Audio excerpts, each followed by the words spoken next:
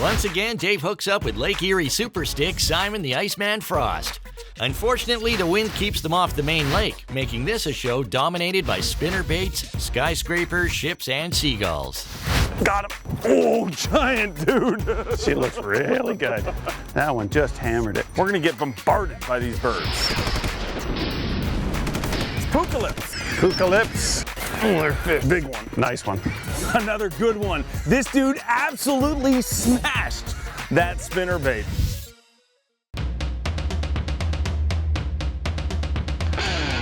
I'm Dave Mercer, pro angler and all-round fishing big mouth. Today, I've got one day on one body of water, and I am surrounded by cameras. Unfortunately for me, but fortunately for you, they're going to show you everything that happens, and I mean everything. Son of a... Welcome to Facts of Fishing, the show. Brought to you by Bass Pro Shops. Your adventure starts here. Shimano, technology you can feel. Yamaha, conquer water. Live Target Lures. Jackal, eat, sleep, Jackal. And Rigid Industries LED lighting. Torture tested, angler approved. Without further ado, here he is. I can't say this. Just read the script. The world's greatest angler, Dave Mercer.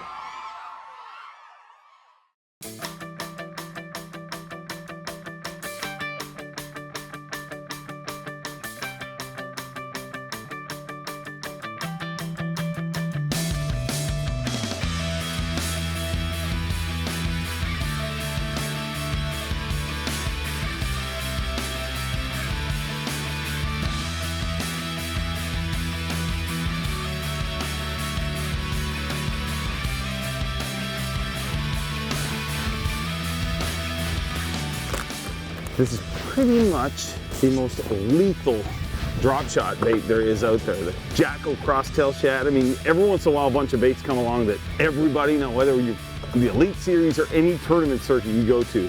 I'll challenge you to hop on one of those boats. Look through the compartments. Every one of those dudes has a few packs of these because fish kind of like to munch it.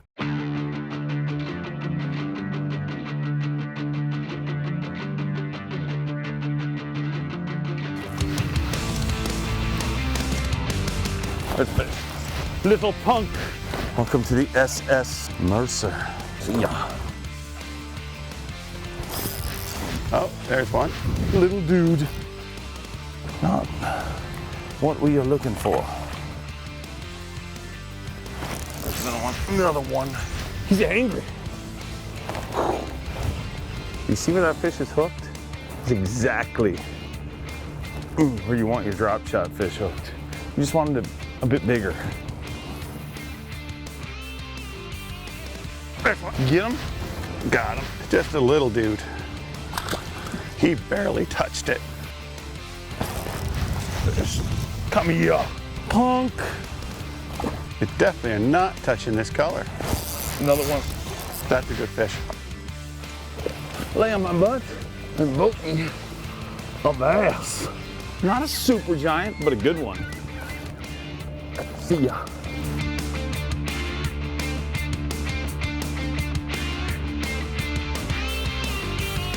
There's fish. Did you get him? Got it. Right off that current break. They're just sitting there feeding. Go through with the spinner bait and they'll just hammer it. Largemouth. Largemouth. See, Lake Erie has largemouth too. He just pounded it. Came around that wall right off that current break and he jumped on it.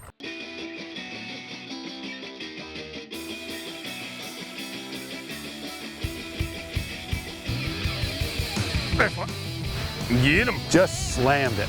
Oh, he tried to eat it. He's got both hooks. There's another one. We found some fish. Gonna let her go. I do not have the species we're after, I do not believe. But I'll take them. Oh, good largie. Large goonie. I know everyone comes to Erie to catch giant smallmouth, but we try to be different and catch some large goonies. See ya. You know, whenever you're working, whether it's a riprap shoreline, a break wall, whatever it is, any kind of real shoreline, I mean, there's very little structure out here. All the structure is right along that riprap. So you want to make sure you parallel that shoreline. It's real easy to sit out and cast into the shoreline, but effectively what you're doing when you do that is you're only having your bait where the fish lives for a very, very short period of time. There's very little structure in between here and the channel. This is a main shipping channel that a lot of boats roll through here. And those fish, they hug tight to that wall. So when you're working shoreline structure like this, always parallel the shoreline. And chances are, you may just catch a few. There's another one. Oh, ate it. Ate the jerk bait. An unintentional side hooking. Saw him swat at it, and his aim was just a little off. That's all.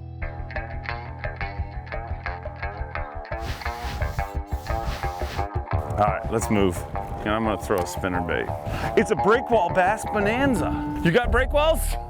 You got bass. You know, believe it or not, in a big boat like this, I'm still always strapped for space to keep equipment, and the easiest way to store spinnerbaits, I mean, I've had big boxes and different things, but spinnerbaits, believe it or not, they take up a lot of space. But this is kind of my foolproof method. This spinnerbait binder, basically, and you know, you can keep a ton of baits in here, and I'll just, you know, mark the size, 1/2 ounce, 3/8 ounce, you know, even up right up to 1 ounce. But basically, you can keep a ton of baits in there. Tuck them all in, zip it up. Takes up very little room. It's easy to carry around. Throw it in the compartment, and you don't got to worry about it. The spinnerbait binder. Ironically, never liked binders in school, but seem to use one all the time fishing.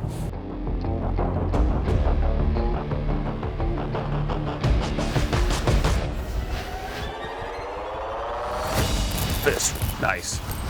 Spinnerbait fish? Yep. Beautiful. Smoked it. Smoking a spinnerbait. Get up in here. The breakwall bass bonanza continues. There's another one. Smoked it. Smoked it. I am definitely taking your spinnerbait away from you. Who are you taking it? Why were you gonna take it? The fish are busy taking it right now. I mean, there is honestly very few more fun ways to catch a smallmouth bass than on a spinnerbait, because you know, sometimes, you know, you get a hit and you're like, I think I got a hit. There is nobody who's ever caught a bass on a spinnerbait that thinks that.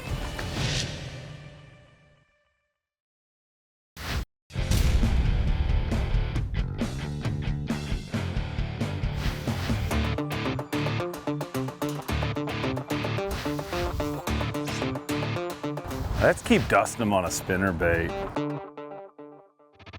There's another one. Smoked it. Oh, that's a good one too. Get in here. A chunk. Get ready, you dude.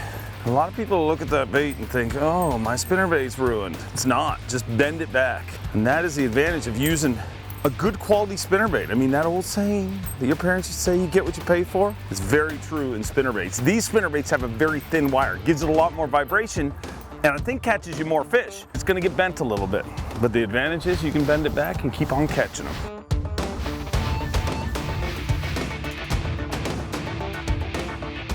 Oh, there's a fish. Largy. Another large. Really cool. Something a little different. The end of that breakwall sticks out. That fish was sitting there in ambush. Just something different holds him. So keep an eye out for something. It might be super obvious. Post, breakwall, just that little bit of a difference can hold a fish. Come here. Get up in here. That is the shortest, fattest bass I've ever caught. Well, maybe not, ever. But as Simon was saying, you want to look for differences, and differences are the key, no matter where you're fishing, whether you're out deep or working breakwalls like we are right now. But while I'm working a breakwall, I'll always be visualizing what's coming up. And if you see a big rock or a point, like Simon just caught that fish off, that's where you want to key in on. So look ahead before you're casting. I mean, we're not just blindly casting down these breakwalls. We're basically looking ahead, and wherever there's a difference, that's where those fish are gonna sit. That's not a fish. That looked good though. Like, there we go. That looks better. Not too bad, not giant. Just came off that little rock point down there, submerged point, and grabbed it. The birds are chirping, sun is shining, and the 18-wheelers are rolling by. Nothing says fishing more than an 18-wheeler. Oh, there's one. Largy. Another one of them green ones. As soon as it hit the water, the spinnerbait, that fish pounced on it. Got one. It's another largemouth too. Simon Frost, the legend of largemouth. Let's see if we could find some smallies. Got him. Oh, good one too. Just took a swipe at it. That's why I'm running that stinger hook. Get him. Got him. Not a big one. Scrappy little guy though. There's one. Loaded up on that dude.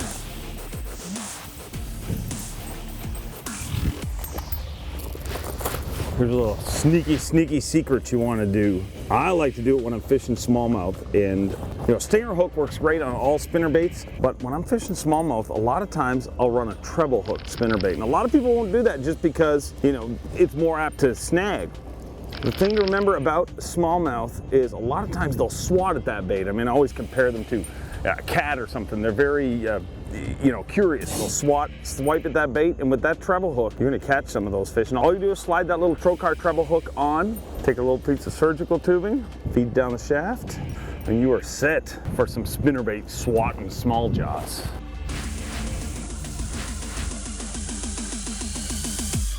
Got him. Oh, giant dude. She looked really good. Oh, let me sneak under you, dude. That is a good one, dude. Got it.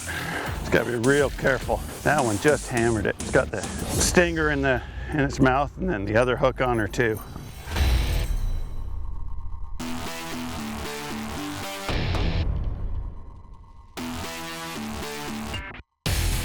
There's one. There you go. Not a big guy, but I'll take him. No mistake, he just ate it.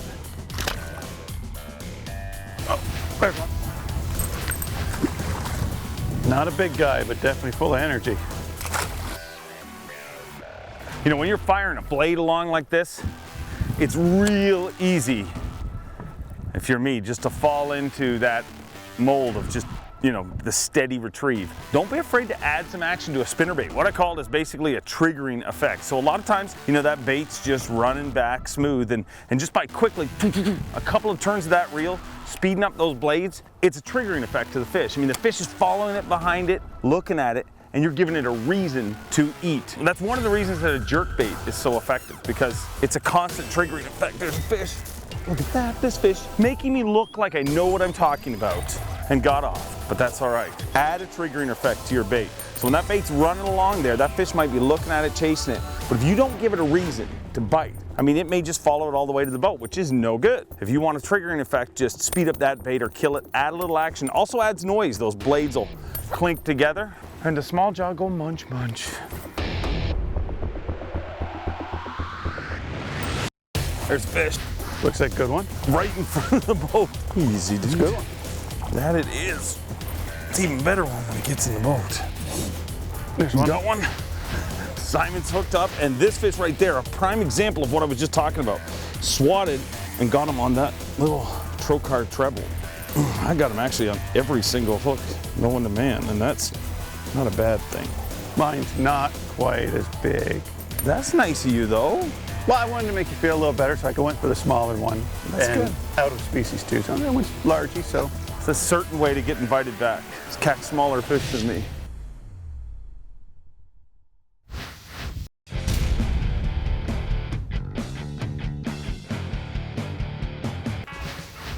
It is the Breakwall Bass Bonanza.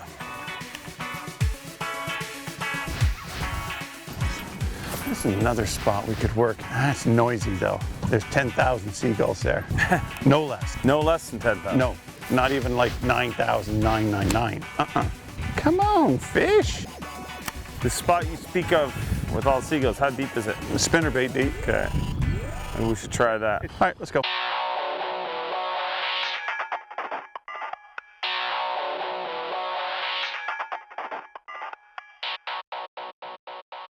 High voltage. Oh, got one. I got Good it. one? Looks like a good fish too. Not a giant, but I'll take him. Just smoked it. There's one double header. Let's not talk about my fish, let's just focus on yours. Oh, Whoa, what was that? Dude, there's the weirdest looking bass in here. It's got like tattoos. It's all inked up.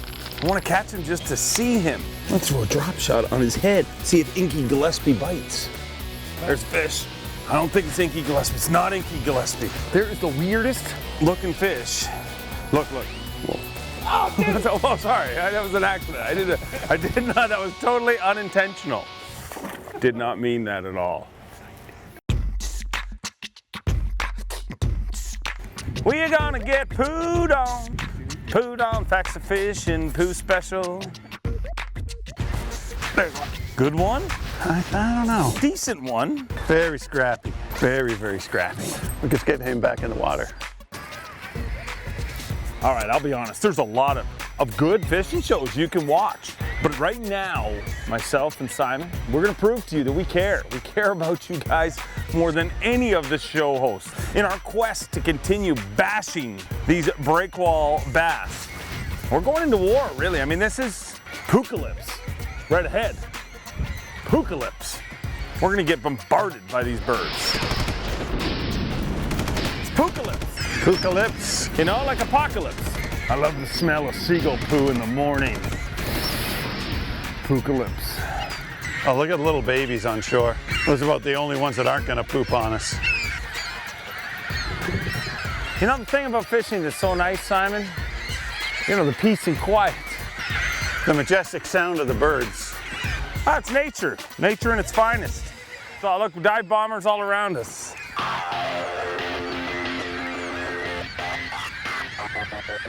There's one. We catching them. We catching them. Yep, we're on the poop pattern. The Pookalypse is happening. Nice thing about these fish, dude, is they're very unpressured because nobody's dumb enough to fish here. Nice little guy. Oh, got him. Oh, little guy. Oh, almost pooed on. Another little guy. There's one. Another one, dude. You are the poo master. Oh, I just nailed that one. There's one. This is your spot, dude. I got Poopopolis styled here. You are the poo pirate.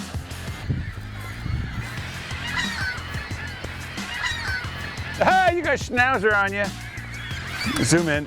We're fishing Pookalypse, and he got hit. Casualty of war. That happens. I'll soldier on. For you, our dozens of loyal viewers. I think we should spin around and fish over it again. You're pushing the schnauzer luck. Oh, there's fish. Good one, too. Oh, that's a nice one. Good one. See, the Pookalypse was worth it. Smoked it. Oh, I missed mine. Oh, I knew you were gonna jump again. You through? Get up in here. Oh, open your yap. Another good one. This dude absolutely smashed that spinnerbait. I love it when they smash a spinnerbait at Seagull Beach. It's a breakwall bass bonanza. Brought to you by Rigid Industries LED Lighting, makers of the trolling motor mount light kit. Torture tested, angler approved.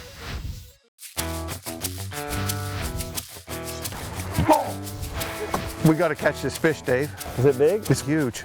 You got your talons going? Yeah, if we hit them. Drop them. There she You is. got her? Oh, big one, dude. Giant fish. I'll get her for you, dude. This is a breakwall bass beatdown, and that was a breakwall beast. I mean, you get out in the lake, you can catch some giants, but for in here around the breakwalls, that is a swamp donkey. This fish chased my spinnerbait up, took a swipe at it, missed it, threw the jackal crosstail down, nailed her.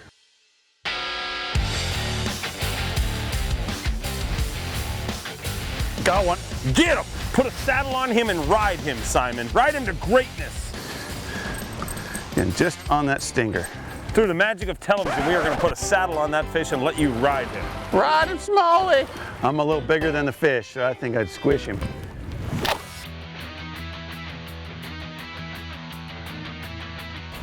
That's a good one. Big one. Nice one. Get up in here. Dude right there just absolutely dusted that bait. It's not a super tank or anything like that, but boy, I can't say it enough. As soon as one of these dudes busts that spinnerbait, you know it is on. See ya. Got him. Hooked up. This one was absolutely pinned.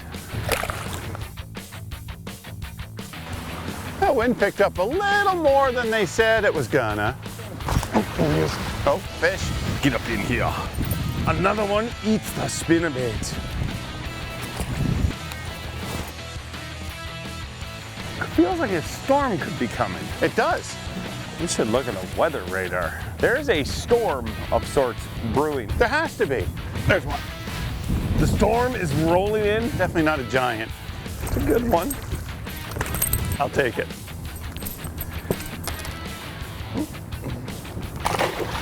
It's gonna be a fun ride back. That won't be so bad.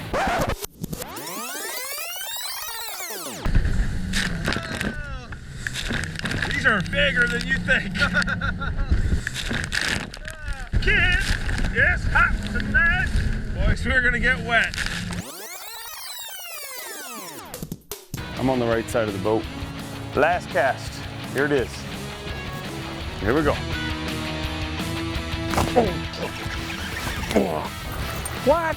Little punk? I mean, we can't end our show on a little tiny fish like this. I mean, generally fishing shows end with a big giant fish. There it is. Big one. Big one. Look at this freak panda. This is not one of those.